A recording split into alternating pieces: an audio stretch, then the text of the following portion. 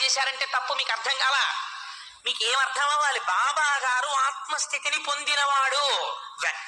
వెంటనే మీరు చెప్పగలగాలి విషయాన్ని. లేకపోతే అవతల వారి మనస్సు యువతల వారికి ఎలా తెలుస్తుంది? నామరూపములు వేరు. ఇక్కడ కూర్చొని వారు దేనికి వెతుకుతున్నారు? గుర్రాన్ని వెతుకుతున్నారు. తెలుసుకుంటే సరిపోతుందా? గుర్రం ఎక్కడుందో కూడా చెప్పగలగాలి. ఎందుకని?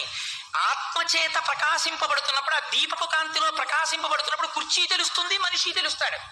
అందుకని ఇక్కడ ఉన్న ఆత్మ సర్వవ్యాపకమైనప్పుడు ఈ ఆత్మనేత్రంతో చూస్తే ఆ ఇంతోటి గుర్రం ఎక్కడుందో కూడా తెలుస్తుంది. అందుకని అబ్బాయి నీ గుర్రం కోసం వెతుకుతున్నావా అన్నారు. ఇప్పుడు ఆయన ఆశ్చర్యపోయాడు. ఇద్దే తేడా. ఆయనకి ఏమనిపిస్తుంది? నేను గుర్రం కోసం వెతుకుతున్నానని ఈయనకి ఎలా తెలుసు అనిపిస్తుంది. ఎందుకని? మనం త్రిగుణాల్లో ఉన్నాం. మన జ్ఞానం పరిమితం. మనం ఇంకోటి మనస్సులోది మనం తెలుసుకోగలిగితే మనం కూడా ఋషులం అయిపోదాం. మనం ఆ స్థితిని పొందలేదు. మనం ఎప్పుడు 3 త్రిగుణాల్లోనే ఉంటాం. జాగ్రత్త స్వప్న సుషుప్తి, జాగ్రత్త స్వప్న సుషుప్తి.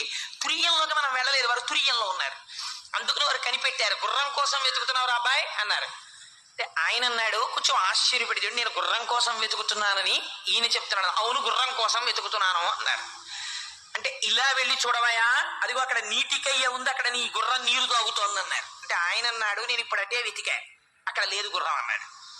ఈయన ఒక్కసారి చూసి అన్నారు, నా మాట యందు నీకు పూనిక లేదు, అందుకని నేను చెప్తే నువ్వు నమ్మడం లేదు.